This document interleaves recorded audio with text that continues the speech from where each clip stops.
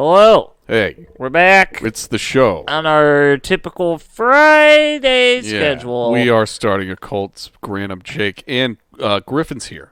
Yeah, he is. Griffin's fucking here. He is. We don't like him that much, but he just... He sure is here. It was raining, and he just kept banging on the door, and we eventually felt bad. I was invited. Ah, yeah, you were. Anyways, that's the episode, so we'll see you guys next week. It's the end of the episode. Griffin's here. Goodbye. Yeah, so we are starting a cult. Today, we're going to enlighten you on the Jersey Devil, okay? Now, I know what you're thinking here. You're thinking of Putty from Seinfeld, and that's not what we're going for. The Devil's, okay? El Diablo. We're not going for that. I mean, that would be a good promo for us, for sure, if we can get the Putty to do that for us. You already know that we're going to post a picture of Putty for this episode. Yeah, just to keep up with the trend of us calling out celebrities that we need to see this. Putty. Put Patrick Warburton on that list. I feel didn't like know his he's real name. Slightly obtainable. I feel like we could get him. He's more attainable than OJ, but less attainable than Shaq. I only think that because he plays Joe Swanson, and, like, I'm in a wheelchair. So, like, we have some commonality. So he kind of has to at this point. Like, we have to, like, I'm calling you out, Patrick Warburton. I want to meet Joe Swanson. Yeah. So make it happen. We'd love to have Joe as a guest host on here. Maybe we could talk politics or something. I don't know. He seems like a political entity. in the character of Joe. But yeah, seriously. So the Jersey Devil. Let me just tell you this. Obviously, you'll get a better image of this as the episode goes on. It's a giant horse, goat, evil monster-looking thing with wings and eyes, and it and eyes, you say? Yeah, and it typically. The reason I love the Jersey Devil so much, as opposed to, like, well, don't get me wrong, I love Bigfoot. That's always my guy. That's my thing. He's King Cryptid.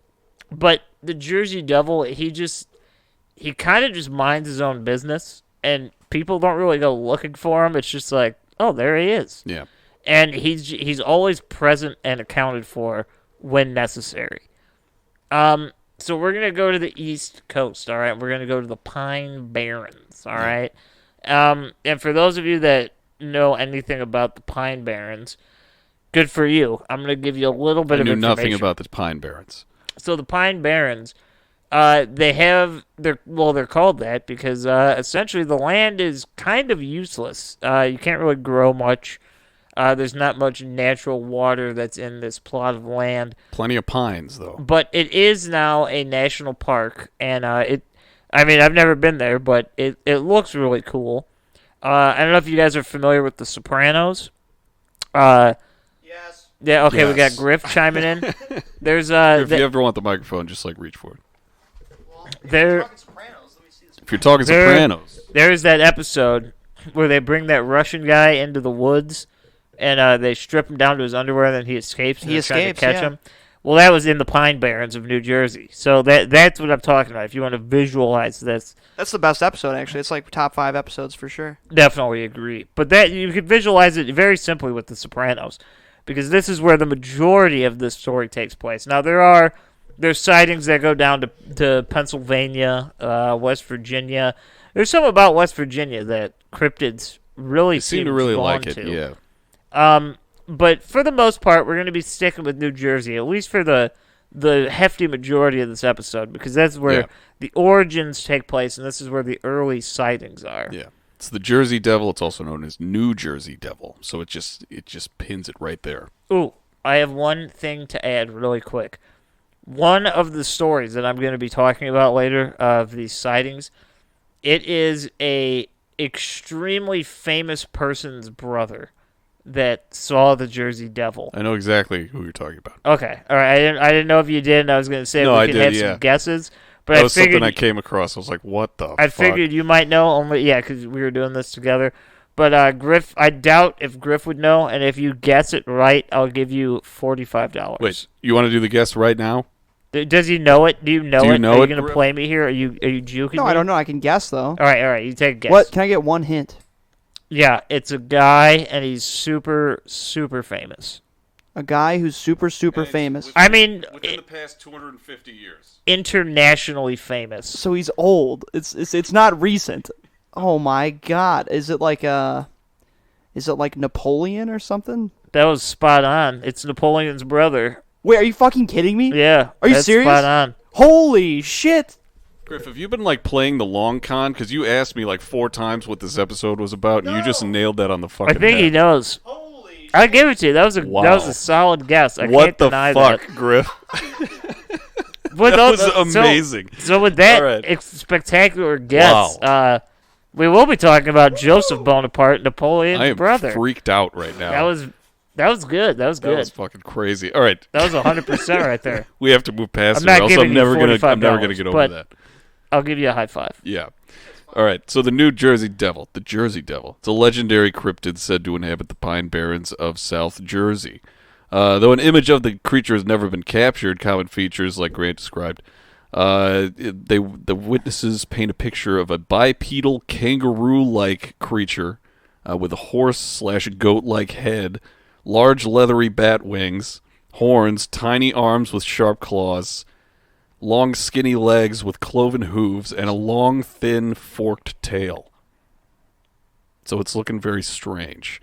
It is I also don't think that's strange. you though. don't think it's weird? I think You don't he think it looks sounds normal like some for- sort of drawing of a dinosaur a kid thought he remembered? I think, you know what? I think he's doing everything the way he needs to. I think he's holding it together. You know? It's also said that the creature moves impossibly fast and lets out a piercing, blood-curdling scream. That's the only noise it makes. Something like that, yeah. That's what it sounds like. I captured one and recorded it, and I inserted that text into this podcast. Yeah, I heard some like I was watching some like documentaries on this thing, and a lot of people try to like recreate the noise that people say that they hear, and it just sounds like a loud ass like creaking door. Yeah, That's just loud as hell, and That just is- echoes through the Pine Barrens. that is something I'm going to bring up later. Is some potential answers as to what these noises could be, because there are, at least supported by science, there's some solid possible answers, and Yeah. they're not devils. I'll tell you that. All right. But it's not only the appearance of the Jersey Devil that makes the stuff of legends, it's the origin. All right? And so I was talking about this on the Patreon episode. There are so many goddamn like origin stories for the legend of this thing. But here's one of my personal favorites. All right? The story goes that in 1735 in Leeds Point, New Jersey, somewhere in the Pine Barrens, a woman named Jane Leeds, who was widely known as Mother Leeds, had gotten pregnant. Okay? So she's got a kid on the way. But she didn't get the name Mother Leeds for nothing because she already had 12 fucking kids.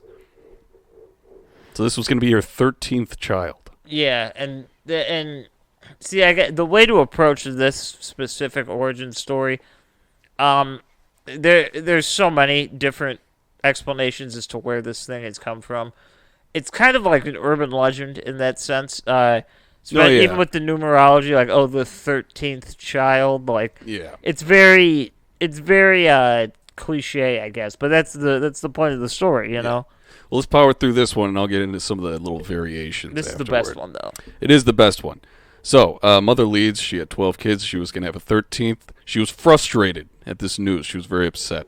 Yeah, I would be And, too. I'd be yeah. fucking outraged if I was gonna have a 13th kid. It's very hard to have I already children. have I hear 9 jobs. What else can I do? So it's thought that she, in her frustration, cursed the unborn child, crying out, "Let this one be a devil." That just, So is that just something people would say back then? They would just do these things? Yeah, I want to pick that apart for 1 second because why wouldn't you? Okay, so you're frustrated that you're gonna have this 13th kid, right? I'm going to just make it worse for Yeah, myself. wouldn't you wish you'd just be like, for the love of everything that is holy, make this child just the perfect little angel. Maybe a helper Like, around the make house. it worth this, you know? But she's like, no, make it the worst seed you could have. That doesn't make any sense to me. Anyways. All right, so yeah, she was like, all right, I'm going to curse this child, let it be a devil. Months later, on a stormy night, much like it kind of is right here now where we are, very Yeah. stormy, very, very spooky, Mother Leeds gave birth to a child, and it appeared to come out normal. It was a normal, beautiful kid. But within seconds of being born, the child grew to the size of a full-grown man, and then its head morphed into that of a horse. Feathers began sprouting in patches, claws sprouted from its fingers, its feet became cloven, a pair of large bat wings unfolded from its back, and its eyes turned glowing red. Yeah. So it's a very... I don't know how to describe this other than what I just said. I guess I mean, I could be very wrong, but for some reason the image that I always have is of if you're familiar with the Harry Potter movies, those like Minotaur things or centaurs or whatever. Centaurs? I pictured that, but with wings. Like that's what I'm. It's kind of what it was, except it was bipedal. Yeah, it's bipedal and it has more horse-like facial structure. I'm getting like a demonic Benjamin Button feel for this. Okay. Kinda coming out fucked up from birth, Yeah, but so you're saying he gets better, like with time? He ages like a fine wine? It sounds pretty terrifying, actually. I would say kind of the opposite of that. He sounds like a hellish demon. Oh, he gets worse, you're saying. Okay. All right. I'm picking up what you're putting down. Starting out as an old, terrible guy. All right. Well, so you know what he looks like now after that description. The creature then turned to its mother and ripped her to pieces for cursing him. She laid a curse upon him before turning to the midwives who delivered him, and he also killed them because they helped him be born. He didn't want that. This isn't that interesting. Again, nobody wants to be born. There's so many dead people already. So Mother Leeds' husband and children were in the next room behind a locked door, but this was no match for the newborn devil. Of course. Of course, no. The beast ripped through the door like paper. He's got wings and hooves and a horse He's face. the size of me. Like he's just a full-grown person. He ripped through the door like paper and took out as many of its siblings as it could before it shot up the chimney and took to the skies of the Pine Barrens, where it's said that he resides to this day. You know what? I think I got why the mother wished for it to be a devil. Kill her? No, it killed all of the family, essentially, or it tried its hardest. Most of it, yeah. I get it. I mean, I don't condone it, but I definitely see where she's coming from. She's had enough. Yeah, she was like, yeah, thin the herd. Like everyone reaches a point in their life where the stress, it becomes too much, and like every day, no matter what you think, you're just like, no, just do this. Like, just one day you got to purge some aspect of your life. Like, I'm going to clean out the garage. Yeah, and that was her. But instead of spring cleaning or I don't know, like mopping a floor, maybe reorganizing a bookshelf, she decided that she wanted to murder her own family, but she clearly just couldn't do it herself. Yeah. So I get that. I definitely get that. No, it makes sense. So, like I said, that was my personal favorite of all the origin stories because it's just really metal. It seems very death-oriented. I will say I've heard one variation where it's the same essential story of that, but supposedly the Jersey Devil might have shot through the roof. That's the only difference? Yeah, that's just the shot only through difference. the roof instead of the chimney? I mean, I have no possible way to corroborate that. Man. But I found that image, like, he gets, like, that episode of Family Guy where Peter does meth, and he's just like, I am so fucking ready. Like, he just shoots through the roof. All right, I'm going to take a hike. Yeah, like, that's what this guy did. He's just like, I'm so ready. Oh, God. I'm about to rapid fire some of the other origin stories, like the possibilities here. Oh, so like I said, that was one of my favorites, the Jersey Devil. But in one variation, no one in the family dies. The child simply comes out, turns into the Jersey Devil, and escapes through the chimney. That's and he asks them politely to pour him a glass of milk, and he walks out the door. Super boring. But, in another version, the creature lived with the family until the age of 4. So it came out, turned into the Jersey Devil, and lived with them for 4 years. Now, in this instance, do you think they raised it like a son or like a pet? How do you handle that? I would say probably a pet. Because I don't know. Like, it could probably understand them. It's so ugly. I mean, you hate to be so, like, rude, but it's just not... in no way is this thing described as cute. So No. it's like an outside dog. No, You know, yeah. it's like you're more than welcome to be a part of the family, and like we'll give you the scraps. But It's like you came out of there. I mean, yeah. when we have company over, we'd really prefer if you just didn't come in. If you act like you didn't know us, that'd be even better. But I Yeah, understand. I can't imagine they treated him too well because apparently after living with them for 4 years in this certain scenario, it unexpectedly killed the parents. It flew away. Now, what kind of aging cycle do demon goat children I have? don't know, but it's been around for more than 250 years, and people are still seeing it. It seems to grow a lot larger because, or a lot faster, slower but faster somehow. Because if it's 4 years old and he's killing his parents, that's very aggressive for our timeline I of think it's reality. aggressive to kill your parents. But the fact that he could live almost 300 years would suggest that he's almost possibly immortal. Who So maybe fucking that's where knows, the Square? Jersey Devil actually comes from. You know, maybe it is the devil. Maybe. Maybe he chose to live in New Jersey. Oh, we'll get to that. Wait a minute. New Jersey. So, in yet another version of the story, it said that Mother Leeds was actually a witch, and the father of the child was the devil himself. So you kind of hit it on the head there. Yep, okay. That's another possibility. Some stories say that Mother Leeds wasn't Jane Leeds at all. It was actually a relative of hers named Deborah Leeds. This was largely due to the fact that her husband, Japhet Leeds, weird name, Japhet, Japhet Leeds named 12 children in his will in 1736, which was just a year after this was all said to happen. So that's cool. Strangely, another origin story of the creature was said that it was to be the offspring of a British soldier and a colonist woman's unholy union during the American Revolution. That's not biased at all. Not at all. Yet another story claims that it wasn't the Leeds family's fault at all, but rather it was the town itself being punished by God for mistreating a preacher. And it was never said what they did to him or what possibly happened. They were just like, yeah, they treated the preacher bad, and now they have a devil child. So that was another one. But in any case, the creature is often interchangeably referred to as the Jersey Devil and the Leeds Devil because, the family name.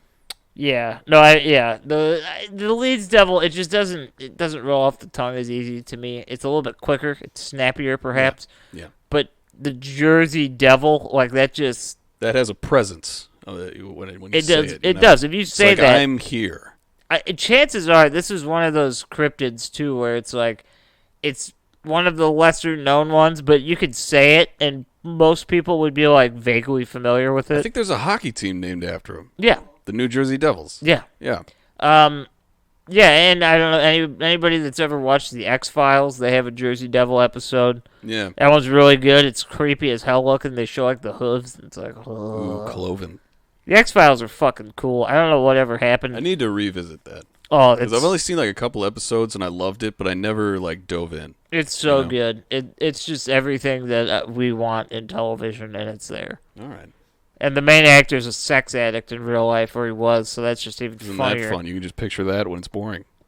It's Well, like this guy was railing somebody when this scene stopped shooting. or during, who knows? It's only waist up. But so this next part that I have kind of demystifies the whole thing, but it is important into like why the legend of this cryptid, the Jersey Devil, is named what it is. So you want me to get into that, or do you want to talk about some sightings? What do you want to do? Get into that. I mean, well, I could pepper in some sightings if we want. We want to make it different, you know? All right, yeah. I mean, it's not very long, but it is extremely interesting and involves a founding father. Yeah, let me do that. I like this. We'll try something new on this episode. We'll pepper them in throughout, you know, so you're not waiting for one thing or the other. You get everything you want. Yeah. All right. So we're going to talk about Napoleon's brother. All right? Shout out to Griff, because that was a guess. I still can't believe that. That was a good guess. You just fucking sniped that shit. Now, I want this to be known from the beginning. The last actual credited report that has documents supporting it, at least someone came out to investigate supposed sighting, was in 2009. Okay, so that was about 12 years ago, depending on the date. So a lot of these sightings were early on in the history of the Jersey Devil, okay? So, and this is obviously a case in point by Joseph Bonaparte. Okay, a little background: he was the king of Spain for a while, which I was unaware of. Jesus. Yeah, he was quite literally the king of Spain. Hey man, that's like the best thing nepotism can give you. Yeah, So- literal royalty. Royalty. Jones Bonaparte. So he lost the war against the English during the Peninsula Wars, and after that he stepped down because Fucking failure. I mean, to be honest with you, I really didn't want to get into the politics of why he stepped down, because I'm sure there's more to it than just like, oh, he lost and he wasn't the king anymore. It's like, but I don't care about him. You know, I care about the devil, the Jersey devil. Yeah. You can't dwell on the Bonapartes. No. So after this, he moves to New York City. All right. He spends some time in New York. He's hanging failed out. royalty project. It's quite Moves to the literally big city. It's literally Coming to America, but instead of Eddie Murphy, it's Napoleon's brother. So he moves to New York, and he lives there, and he does his thing, and then he spends some time in Philadelphia. Okay, so you might be wondering, well, New Jersey's not in there. Well, he threads that needle, and he buys property in New Jersey, which There you is go. about halfway between the two, so he could visit both places that he's at. You know. You see, he's buying smart. He's thinking of extracurriculars in his spare time, travel. Oh yeah. He's got it right. And, I mean, this guy, he was no pauper. I mean, he was a king. This mansion, they had their own private lake on the property. They had roads, well, like gravel roads for horses and shit, but they were purposely built for the mansion and for parties. So, like, they were widened Can you and imagine? straightened. Can you imagine if Napoleon's brother was the first to put asphalt down for a road in America? That'd be kind of funny. That'd be amazing. It'd be like, well, do we love him or hate him? I don't know. But so he one night, Oh. one night. It was just all one. right. And this is in 1813. Okay, I don't know if I brought that up yet. Okay. So it's November or possibly December of 1813, and he is in his mansion, and he decides to himself, you know what, fuck it, I'm gonna go out and do a little bit of hunting. You know, I'm hanging out, I'm gonna go hunting. So he goes out, and he reported seeing these weird footprints, or hoof prints, essentially. He thought maybe it was a large horse, but then even he was kind of like, well, that doesn't make a lot of sense. It's like there's only 2 sets of them. Yeah. That's weird. So he just kind of kept trotting on, and then boom, he comes face to face with this thing. And I have what he described it as. According to him, it had donkey-like hooves, so like the lower part of a donkey. There was only 2 feet instead of 4, though. So then he was like, well, what the fuck? And he looks up, and it was a horse's head with thick, black, leathery, translucent wings. Translucent, you say? Well, I don't. They say that. I kind of got the image of like when you look at wing, like skin that's stretched, and you can kind of like see the light through it. You know, Yeah. I kind of got that vibe from it. I can dig it. So he freaked out. This thing locked eyes with him and like gave a yelp, and then it flew away. And he was like shitting his pants. He was like, okay. This is what do we do in America? Now, contrary to popular belief, a lot of these stories online and these legends will tell you that he had heard stories about the Jersey Devil previous to this encounter. But the truth is he did not, because weeks had passed, and then he started telling people about, like, I saw this crazy animal thing, and, like, I don't know if I was hallucinating or what. Like, he was pretty honest about it. He was like, I don't know what it was. I cannot tell you what it was. And eventually these people were like, dude, you saw the Jersey Devil. Like, how do you not know these stories? And then I'm not from here, all right? that turned him around, and he became extremely interested in the history and the story behind the Jersey Devil or the Leeds Devil. And he really just, not dedicated his life to it, but he really kind of got into researching and gathering data about the Jersey Devil. Like you do. Yeah, I mean, if you have an experience like that, you're bound to try to figure it out. Yeah, and the reason I bring this story up is because it might not be the most famous story, because I think if I were to say what the most famous story is, I don't even know who it's from, but it's that story about it was winter in the New Jersey area, and there were hoof prints throughout like a whole town. Okay. And they walked through the snow, and then they literally like went up on the roofs, and there were hoof prints on the roofs of houses, and they followed the same like straight direct path, and whatever was in that path, there were just hoof prints on top of it or below, whatever. Like it had just walked through and seemingly like walked up somebody's roof and was just like fuck you, and then walked back down.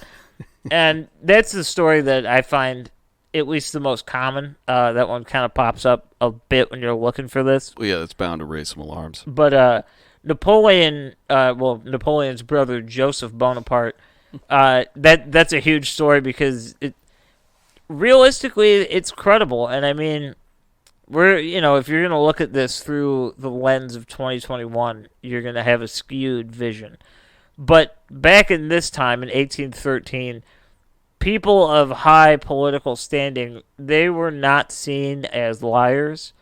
They were respected and revered in most instances. And even though Joseph's brother might not be the most lovable character in world history, they still have very respectable titles and ties to authority. And though I've kind of heard these comparisons online and on YouTube videos where they say, essentially, this would be, Joseph Bonaparte would be the same as hearing, like, a trusted doctor today telling you this story. Like, it's someone that you really wouldn't have a reason to lie to you because it's not like they need to be famous or make money. And it's not like they really need the attention because of who they are. No, yeah. So there's really nothing to gain from that story other than connecting your name to the Jersey Devil. Must be nice being able to trust people of power. Yeah. And Wonder what that's like. That's the thing. I mean, this was 200 years ago, so you did trust them. That's just, to quote old people, that's just how it was. It is just how it was. It is, and I mean that doesn't mean they weren't liars. I mean, I'm sure many of them were. I mean, fucking probably one of every 200 people knew how to read. Yeah, that's true. I mean, you kind of gotta trust people back then. But yeah, just to play the devil's advocate, I wanted to throw that in there to show you that it is not the same as like a politician of today telling you a story, because obviously the trust in politicians and people of power have gone down very, very much. Almost everything they say is just like, yeah, fucking right. Yeah. Right. In the 208 or so years since this story happened, a lot has changed.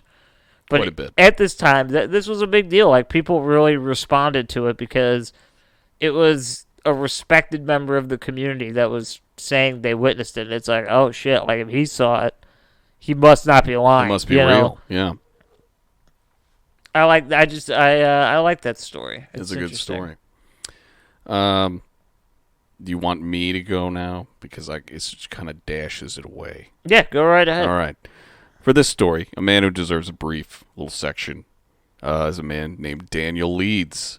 Oh, all right, yeah. We got the Leeds Devil. Daniel There's a connection. Leeds Lewis. There's a connection. Just wait. So Daniel Leeds was a Quaker who lived in Leeds Point, New Jersey. So they were obviously like, a big deal in the place because it was named after him, Leeds Point. Yeah, it's like, this is my town, people. Okay, like I own this shit. Pretty much.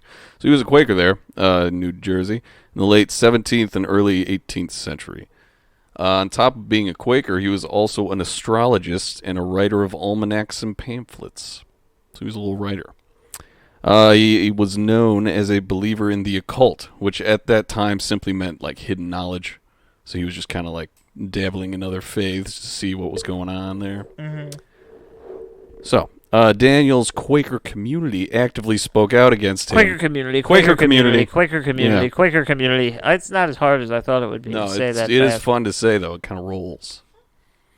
Quaker community. Oh, God. So Daniel's Quaker community actively spoke out against his outward passion for astrology and the occult, even though it is well known, that a vast majority of the Quakers at this time were also participating in tarot, astrology, readings, and that kind of thing, but also in private. That's not very Quaker-like at all. No, but now we know they were all just fucking hiding shit. So, but they were talking shit on him, even though they were doing the same stuff. He was pissed, right? So this caused the Quaker man. Wait a minute, hang on.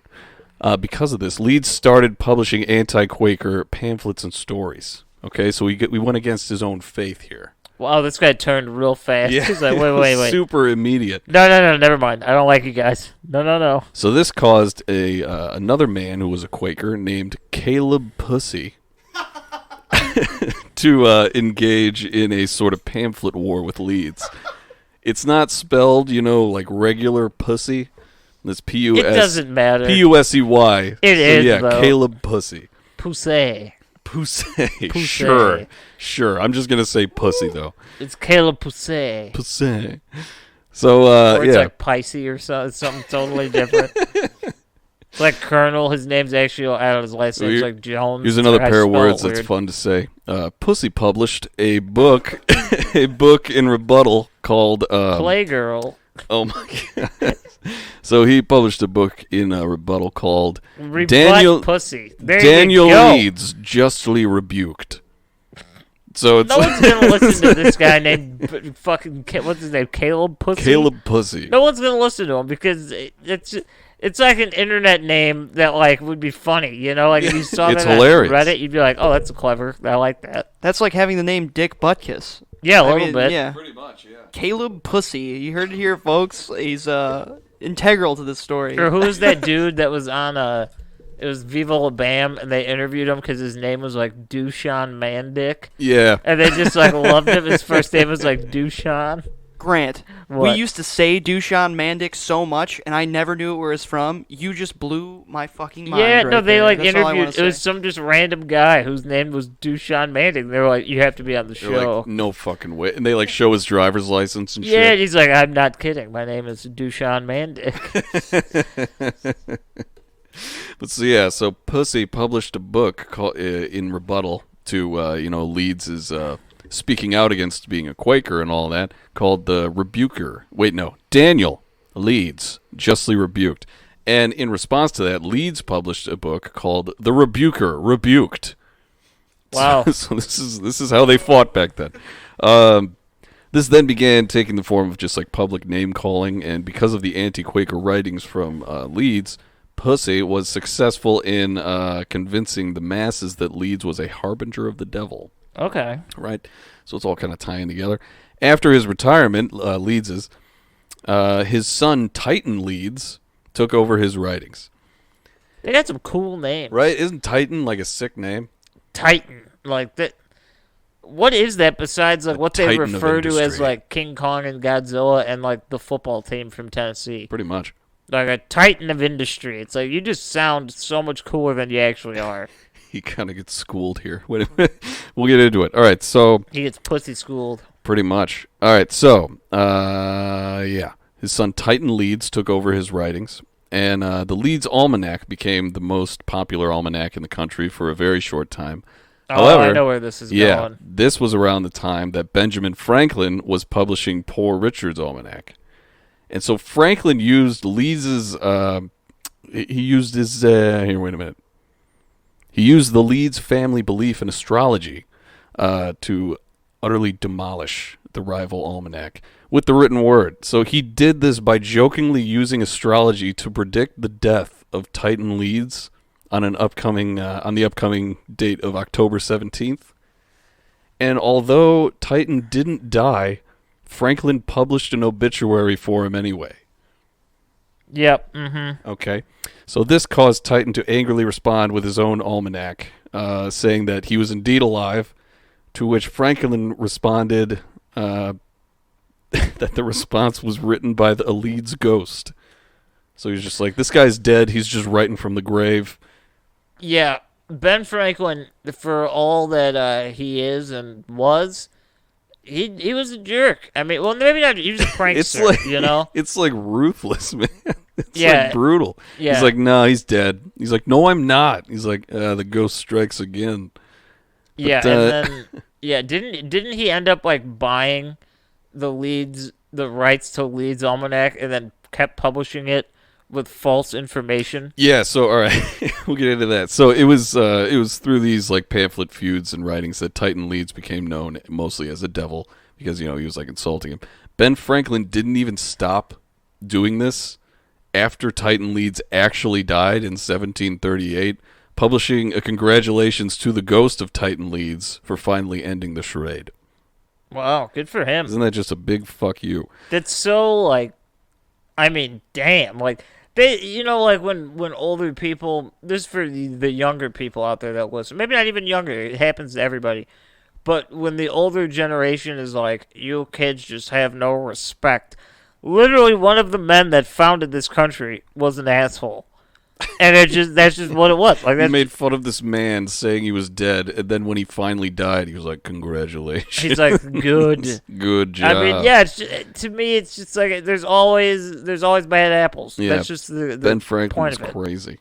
But it's interesting to see, however, that the death of Titan Leeds is remarkably close to the year that the legend of the cryptid is said to begin.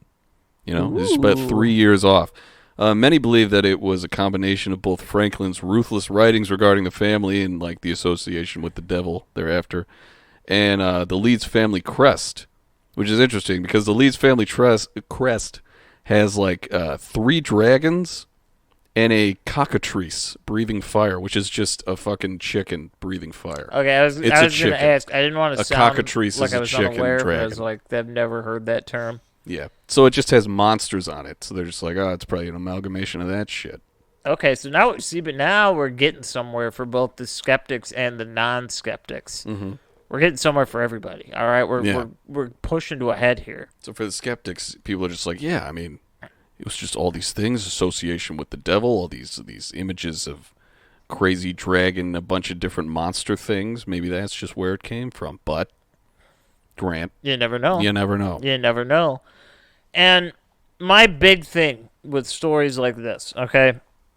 My big thing, same with Mothman, same with even the Loch Ness Monster, which for some reason I'm not really inclined to believe in the Loch Ness Monster as much. After looking into it and talking about all the eels and shit and dredging it, I don't know. Yeah, no, I don't know where I land on that. But I will say this. When there are thousands, and I mean thousands, not a figurative number, like actually thousands of different people throughout generations that are seeing this similar thing, you can't just assume that all 1,000 people are lying. Even if one person is telling the truth. Maybe they missaw something. Yeah, it comes down to the subjective truth like we talk about with ghosts, with aliens. It's like you got to take people's words for certain things because in their minds it's real. So why not give them the benefit of the doubt and then, no, exactly. Further analysis. Absolutely. And I mean, like here, we'll go in. I'll talk about a couple more stories. This one, it's not a specific example. It's just an overarching kind of story. From the year 1840 to 1844, dozens of farmers in the Pine Barrens area were missing their sheep. Okay, random story. They didn't really bother them much at first because they just assumed it was wild dogs or wolves, maybe coyotes that got a little hungry or something. Who knows? But there were people that kind of gathered up to try and stop this. So these farmers kind of teamed up to see what the cause of this was, and they ended up seeing what they believe was the Jersey Devil. They described the same thing as everyone else, a bipedal, hooved goat horseman with wings. This was like a group of people? Oh, yeah. Yeah, multiple people on different occasions, too. Like, it happened a couple different times. Torches. Now, interestingly enough, at the time, now this kind of opens the door for another episode that I never thought we'd actually be able to do, but I've been looking into it just for fun about werewolves, and it turns out that there are a lot more credible reports of werewolves than I ever anticipated. And I mean credible in the sense where there's like literally hundreds of thousands of reports, and some of these reports are from actual people that work in nature preserves, people that are like biological experts, and they are seeing what they think are werewolves. And the reason I bring this up is because this group, or one of the groups of farmers that had encountered the Jersey Devil, they believed, so half of them believed it was a werewolf, and the other half believed it was an alien. Okay? But now one of them thought it was the Jersey Devil. Yeah.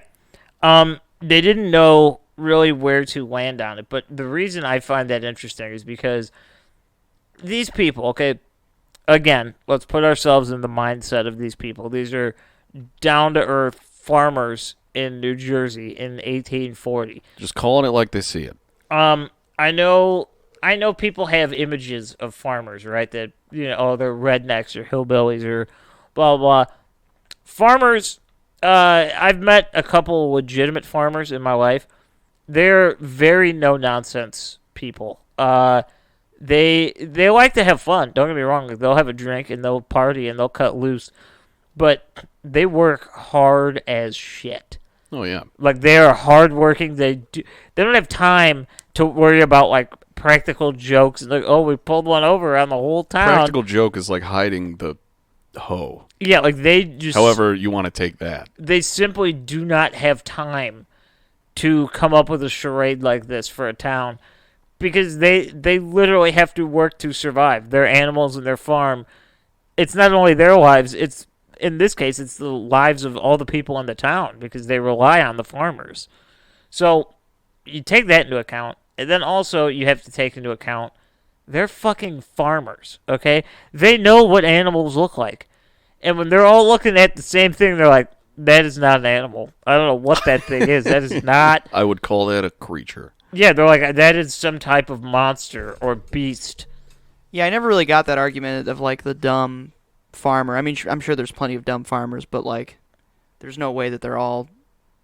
I mean, there's got to be some credible ones, right? They can't be all stupid. Oh, exactly. Like, Yeah. how could you have a dumb farmer? We'd all be dead because they couldn't make food. Do you think that, like, the video game Destroy All Humans? Yeah, That's yes, like I do. the alien game. I like the that game. farmers in that game, or the people in general, are just portrayed as being as stupid as you could imagine. I don't know. Maybe it has something to do with the media, just making, there's like an alien movie, and what do you have next? Dumb farmer kind of discovering it. Seems like a trope to me. So I get I don't that. know. Could be an issue. Could be an issue. But yeah, I think farmers, first and foremost, they don't get enough credit. Yeah, I'm glad we Hollywood all archetype respect of the the farmer. idea of farmers. But that's if you ever look at something and you don't know what it is, maybe it's some type of hairless bear or something. I don't understand. Oh, those pictures are terrifying. You're probably gonna ask somebody that would have a little bit more expertise on it, and that might be a farmer. Yeah. No, I had to reference farmers for a lot of questions I had. Now I'm gonna move into another story with at the time, keep in mind, this is 1909. Ooh, that was very musical. Another credible source, okay? In 1909, the Navy, shout out to David, the Navy, okay? The Navy they were running drills at the Hanover Mill Works in the New Jersey Pine Barren, okay? Yeah. So the naval commander, Stephen Decatur, this is the guy we're going to be talking about here for a minute. Stephen Decatur. Steve. He claimed, well, this was not a claim, this was factual. They were shooting cannons. They were doing, like, target practice, just making sure it all worked. Cannon practice. They were shooting cannons. Now, this is where he claims that he had spotted the Jersey Devil in the distance where they were shooting these cannons. Now, according to Stevie Boy, he says that they had shot the creature with the cannonball mistakenly. That's what caught their eye. They were watching the cannonball land, and it hit the Jersey Devil. Okay? Okay. It did not kill it. I wouldn't imagine. There were plenty of witnesses. Okay, plenty of witnesses. You're not going to believe this. There were over 1,000 witnesses to this. What? Why are there 1,000 people at cannonball practice? There were over 1,000. Well, because they were doing it. People were watching, enjoying. It's like... you got to get the entertainment where you can back then, yeah. So they didn't really know what to do. And the story broke. And again, this comes from a very credible source. It's a naval commander. No one really has any reason to believe that he would lie. especially about something like this. I mean, you know, Yeah, he's it's got kind of bigger. going the opposite way of like disclosure from the government. Yeah, well, you yeah, know? that's true. He's got bigger fish to fry, but this caused mass panic. Okay, because as soon as the story broke, again, they had to believe it was true because of the source of where they got the story from. Yeah. So everybody started freaking out, right? Over the time, over 1,000 people were calling the police to let. Well, I guess not really calling them, contacting them, Yeah, I was should gonna say. They were all claiming, they're like, we saw it too. We were there. We saw it. We saw it. So when I say that number of 1,000 witnesses, it's kind of hard to mill through who actually saw it and who just bought into the But panic. there's like documentation with people, like close to that many people saying Yeah. that. So I mean, for numbers' sake, we say there were about 1,000 witnesses. I have no way of knowing how many of those were credible or anything along those lines. But it was credible enough to where the entire school corporation in the towns surrounding the Pine Barrens was shut down for a couple days. Wait, what year was this? 1909. Okay. And yeah, so they just did not know what to do, right? They just had no idea. Well, what can you do? Our cannonballs do nothing, Grant. What are we supposed to do? Yeah, I guess that's You true. know? We got another story. This Call the one police. flashes forward a bit. 1927. Okay. 1927. A cab driver. He was driving in Salem City, New Jersey. Okay. Now this is before street lights and things like that. So it's pitch black. I mean, you know, he's got a flat tire. He's got no other option. He's got to do it himself. Yeah. Can't call AAA. They don't exist yet. Or if they do, they definitely aren't doing it for cars yet. They'll be there in a month. They're walking. So he's out there trying to get his tire, right? And he notices this weird silhouette kind of approach from the woods. Little would you know, it's the Jersey Devil. By the way, it's the Jersey Devil. It gives out one of its famous screeches. This Wait, weeble Griff, do that wobble again. of screeching. Yeah, give us a screech. That was like a. See, that's perfect. It reminded me of We like. need you here more for like sound effects. That reminded me of that episode of Black Mirror where the guy has to have sex with that pig. Oh, Because yeah. that's exactly that what was the exact noise. Griff, that is exactly so versatile. That's exactly what that pig You would can sound guess like. any famous man's name, and you can make pig sex noises. That's true. You're a man of many trades. So he hears this, right? And he doesn't think he's going to get laid by some delicious-looking swine. He thinks he's going to die. So he gets back into his car and slams the lock. I don't even know if they really have like locks like that back Probably then. just held the handle. But yeah, he, in his own way, he was locking the door. And the creature actually jumped up onto the roof of the car and was stomping its hooves into the roof of the vehicle. Does insurance cover hoof dents? I don't think so. Probably only on the side of the car, huh? Now, this is where the question is raised. Now, the police came out to investigate. They did see the damage that was done to the vehicle, okay? Yeah. So they're aware of that. However, they have no evidence to support it's the Jersey Devil. Well, I mean, you got to give them credit on that. How would they know, you know? Yeah, it's kind of hard. But with all that being said, it's evidence nonetheless. So they're looking at it from the perspective of what animal is around this area that would attack without being provoked and do this amount of damage, okay? New Jersey snail population. Maybe. Spoiler alert, they did not ever come up with a conclusive answer to that question. And I guess it's not really a cold case because it's just a car damage case. But if you want to treat it like a murder case, it's a cold case because they never got the culprit It's of this car cold-blooded, yeah. damage. So yeah, that happened. All right, we're kind of fast forwarding a bit, and I want to do this. We're going into the 70s. Okay. All right, we're just all over the century, yeah. Yeah. Well, I kind of, as much as I enjoy the old stories, it is refreshing to hear some newer ones. It really is, yeah. It kind of places us there. It makes it more believable. Like I can definitely, I can imagine it, you know? I can certainly place myself in 1972 much better than I can in 1840. Yeah. Only because I've never lived without some form of electricity, and it's just I can't really imagine life without it. No, in a yeah. non-ironic way, where it's like I'm going camping. You know, it's like, oh no, you live like this. That's what it is now. Oh, electricity is how you get around. In southern New Jersey, there is a road called the Green Tree Road. Okay. Kind of on the nose. Yeah. Now, I don't know if you're out that way, you might know what I'm talking about. But for those of you that don't know, it is a very, very, very long street that cuts through several towns. So if you're from any suburbia part of the country, you probably have a road similar to this around you. You know, you can hop on it and cut through multiple towns or get around. You know, maybe even get to a city. It gets around. You know, The macro version being Route 66 for America. yeah, there you go. So a woman named Mary Ritzer Christensen. Okay. She was leaving the town of Blackwood and heading towards Glassboro,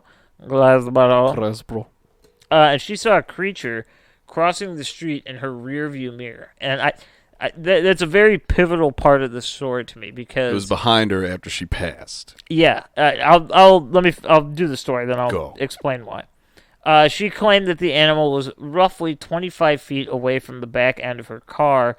It had the head of a horse. It had thick haunch-like hooves, similar to that of a goat, and it stood upright with leathery wings sticking out of the sides of its back. Okay. So she gives a very, very detailed report of what it looks like, okay?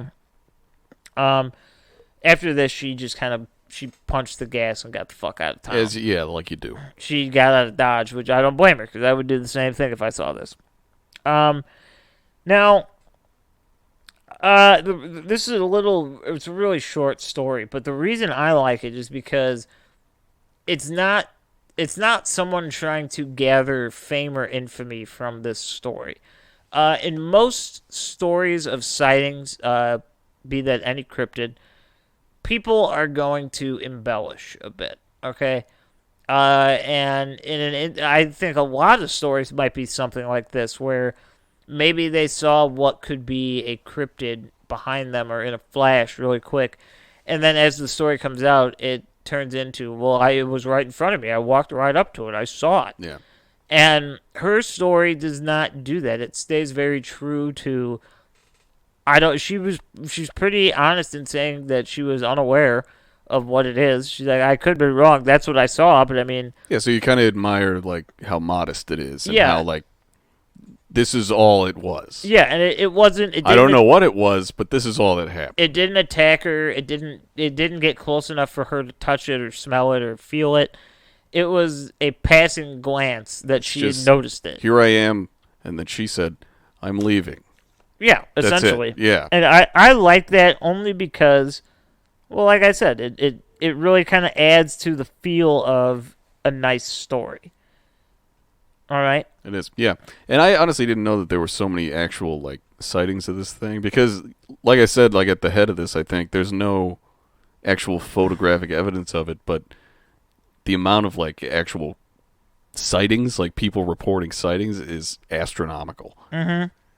Yeah, and, I mean, the thing is, there's a couple, well, more than a couple, but there's quite a few books out there in existence about the Jersey Devil. Mm. And there's one particularly, I found a preview of the ebook online. And I was looking at the timeline, and the timeline was from the early days of the story, so the late 1700s up until 1900. Yeah. So, I mean, like, 1735 is when it was said to start. Yeah, or yeah. When did the stories come out? The book came out, like, in the 1960s or 70s. But I looked at this timeline, and from at least the years I was looking at, between 1790 and 1890, so a 100-year gap, there were over 380 sightings. Jesus Christ. And these are just the reported sightings. These are not, Not the people that just keep it to themselves. Right. Now, the Jersey Devil, there's one last thing I'd like to talk about, okay? And that would be the noise. No one has ever really been able to pin down... I thought you just said the Noid, like with Pizza Hut pizza. The Noid. No one's really ever been able to pin down what the noise specifically sounds like. It's compared to a blood-curdling scream, sometimes a pained anguish. Yeah, from like really high-pitched. Yeah, there's really no definitive answer on what it could be. But I want to throw this out there that researchers and just everyday people that have taken an interest in this story, they have gone as far to record what other animal noises sound like in the area and kind of play them back to give you an idea. Now, goats. There are certain sounds that goats can make that sound quite horrific. Not even going to lie to you guys, they're pretty horrific. They sound like a dying squeal, like you're about to get mauled to death by a goat. I don't know. Oh yeah, I've seen plenty meme videos of goats screaming, so It's scary. I'm definitely aware of that. Yeah, goats, and believe it or not, owls. There are certain owls that can release these high-pitched squeals that sound almost like a grown adult screaming for their life. Jesus Christ. I always pictured, like, owls making sort of like the hawk noise. Like, Like, is there... Yeah. Or like a slight seagull in there. Yeah. Yeah, it's just an to O. But yeah, I mean, again, there's with any cryptid story, there's never a answer. We're never gonna have one. Never solid. I mean, yeah, you got like Bigfoot like hitting trees with sticks and shit. It's like, what could that be? It's like, oh, a lot of animals do that, I guess. Yeah, or I don't know, you just have a fucking big tail or something. I don't know. Maybe. But the Jersey Devil is one of those stories that I think the reason I wanted to cover it was because I feel like it's forgotten among the cryptid world. Sorta. Not in New Jersey for sure. Oh, because no. they are super proud of it. This like, is all they got. You they know, have this is their entire Mothman. stores with just Jersey Devil merch. You're New York's, And not the hockey team. you are New York's shitty step cousin, but you have a cryptid. I mean, New Jersey, they only have Jersey Mike subs and And those- Jersey Devil, yeah. it would seem. So Do you think he works there? Did he start it? Jersey Mike's Devils. It's The Devil sub? Ooh, the Devil sub. That'd be a cool Dude, sub. Jersey Mike's needs to do like a deviled egg special. Why not? You hate that idea? Your I didn't face even says have you to hate say anything. You just looked and you knew. You son of a bitch. No, anybody that's It would gonna- be fun. People would buy it for the novelty. a devil. It would be a seasonal thing like the McRib. A deviled egg sandwich sounds absolutely terrible. They could sell CBD, its products, and call it the Devil's Lettuce. All right, well, Okay. that's better, but it's All still. Yeah, just like fried like hemp leaves. Yeah, you can just eat them or something. Yeah. It doesn't do anything for you. Just eat them for fun. The Have a good Jersey time. Devil's lettuce. This is what he eats. You know, Jersey Devil. That's why he fuel. lives so long. It's just medicinal. But pretty much, I mean, there's other stories. Those are the interesting ones that I kind of had handpicked to pull out of here. No, I like them. The I don't know. How do you stand on it? Because I feel like there's like the amount of sightings definitely plays a part in like my decision.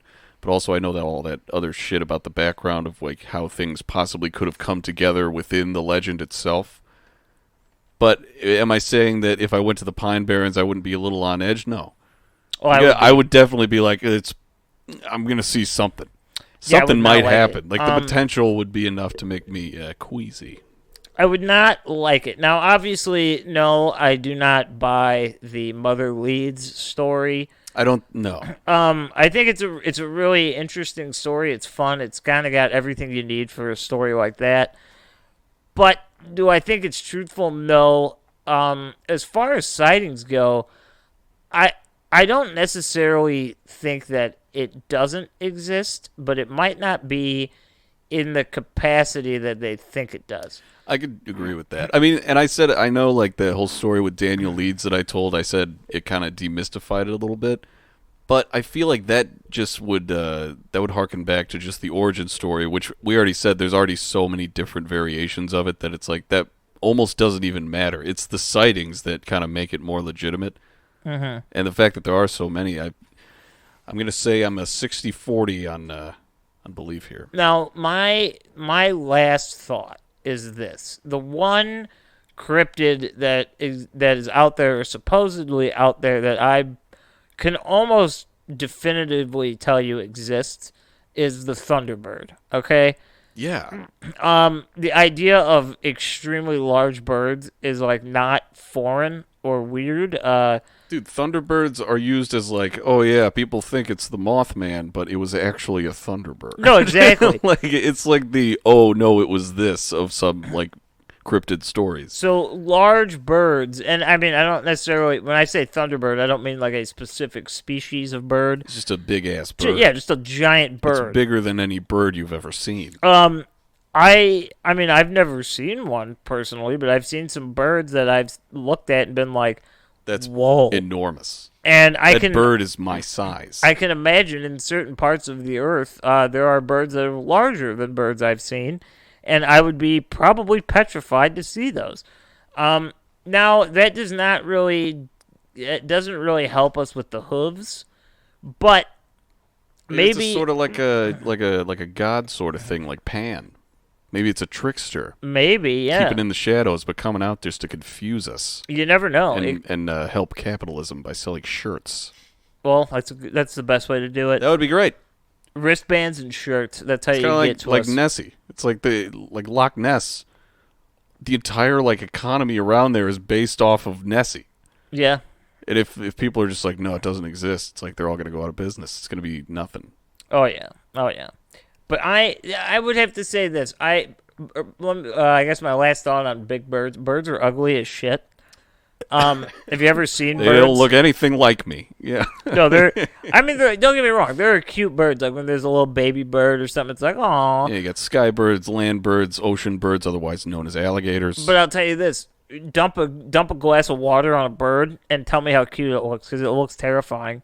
It doesn't look happy, and it really does not look like something you want in your house. That's why some birds have that oily feathers. Like, like ducks can go down, just come up completely dry. Yeah, they're just like, I didn't even feel it. What are you talking about? Evolution's going around that so they don't look so goddamn ugly. So that could possibly, to me, describe the facial features. I've never seen a bird that has horse-like features, but The beak with the circumference of a muzzle. a really ugly bird that's enormous could be at least some of the sightings of the Jersey Devil. Now, the bipedal nature, birds are bipedal by Usually, nature, yeah. actually. If I saw a bird like walking with its wings and its feet, that would be very. I'd be terrified. Yeah, I would be not very it. alarmed. I would not approach. But so we have the bipedal part down. We have the wing part down. We potentially have an explanation for the ugly facial features, or I shouldn't say ugly, but the one feature that I feel like forgetting about is the horns. It does have horns in most of these sightings. That is a very valid point. So there are two big things that I cannot give to the Thunderbird. That would be the hooves and the horns, the HH. Red eyes, like I could see that being like a reflective thing in the night. Especially if it's like goat's eyes. Those already look like lizard eyes. Yeah, they look evil. You ever seen a goat's eyes? They're terrifying. Yeah, goats are just weird. I actually met a goat once.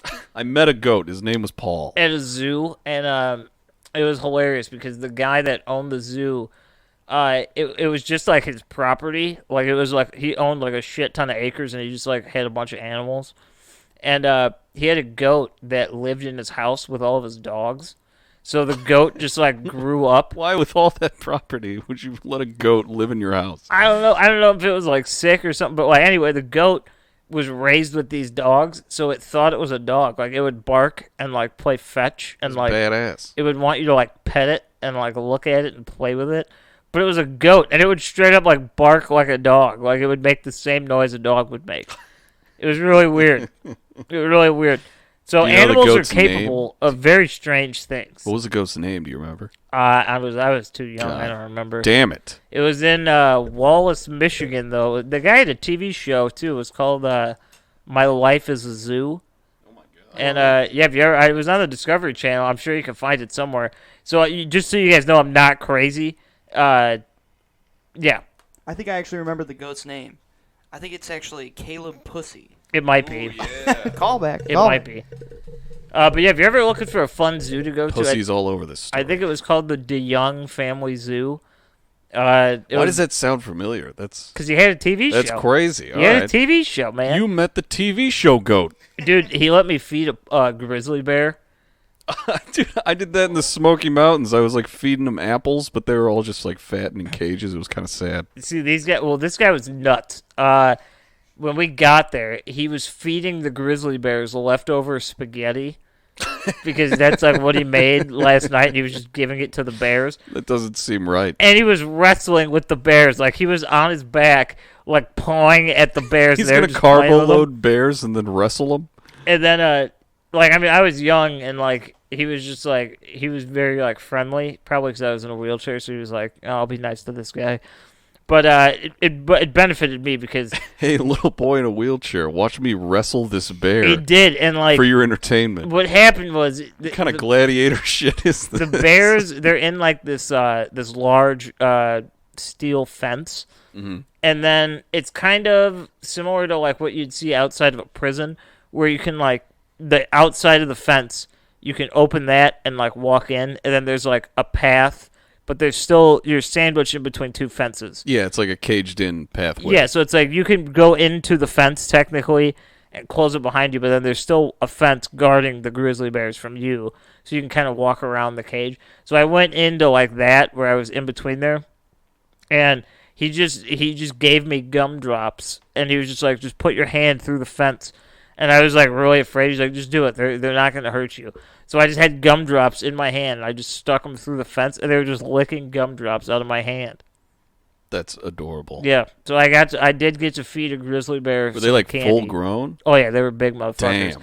Because that thing stood up, and I almost peed. Like it was huge. Dude, those things' hands are like the size of your torso. And like baby Grant was over there, just like. Oh what? My God. Grizzly bear, and he was just like, "Give me the fucking candy, bitch," and like they you ate obliged. it up. Yeah, you they obliged. ate it up. But I don't know how I started talking about this. Anyway, yeah, the Jersey Devil. I think it might be real. Who knows? I think chances are it's a fun story, if anything else. You know what I mean? Chances are it's cool. It's real in some way. Yeah, if that makes any sense. Okay. Yeah, that's all it's you like need to it's know. like the beginnings of a tulpa. It's like if it's gonna exist, we're on the right track to make it exist. Absolutely, absolutely. But with all that being said, that is effectively our episode, It is the episode for the week. For the day we are starting a cult. That's Grant. It is. And I'm Jake, and Griffin was here. And Mitch was over there, too. He was given affirmative action. That's something else. Affirmative things. I don't think that's what you meant to affirmative say. gestures to things we say. Oh, that was the action. That was hilarious to me. That was funny. Thanks for having me on, boys. Anytime, man. Anytime. I'm going to say this. The next Patreon episode will not be next week. It'll be the week after because we just put one out. Yeah. But if you are interested, I've recently been really enthralled by the song Werewolves of London. Oh, yeah. And I'm going to do a deep dive on that song to try and ascertain what the hell that song means and why it exists. Nice. So if you want to know... so that'll be the next topic of if you want to know about that, you become a patron. And you can amp up. We got, I think, 16 episodes up already. Something like that, yeah. We're doing it. We do countless conversations. We do a lot of just chit chat and fun. Yeah. But we will. We're gonna try to do a little bit of a deeper dive onto the idea of Werewolves of London because I just don't. Because we need to get to the bottom of that. Because I saw a werewolf with a Chinese menu in his hand. There you go. And that's just all you need to know. I saw that. Exactly. Okay, I just saw it. So we're going to dig into that line. But yeah, so we will be back next week with a new episode. Get ready, because it will be fun. It will. I forgot what it is, but you'll remind me in a sec. It will be very topical for reasons that you will understand next week. Yeah. But yeah, so get ready, have a good time, and we will see you then. It's true. Follow us on all the shit. We are starting a cult on Facebook, Instagram, Twitter, and we got YouTube. Subscribe there. Subscribe anywhere you listen. And we got Patreon down below. Happy Memorial Day, Mitchell just said. And as a great Memorial Day gift to us, no work. Leave us a nice review. Maybe on Apple Podcasts, maybe on Spotify. Wherever you get your shows, leave us a nice review. Let the next customer that comes in, let them know that you had a good time. You can write whatever you want. Just give us 5 stars. Yeah, I don't care what. You could make fun of us. I won't even Worst be that show ever. 5 stars. Yeah, that's fine. I just, we're trying to grow the show, and in order for that to happen, we need reviews, and we reviews. We need you. We need help. And you're the ones to do it. And we need Patrick Warburton. Get him on it. We want him to either be in studio or via telephone or Skype somehow. And if anyone, like we said in past episodes, OJ or Shaq, either one, try to get us in contact with them. Yeah, any of those three would be ideal. So thank you all very much. Have a great Memorial Day weekend. Yeah, all right, so bye. Bananas!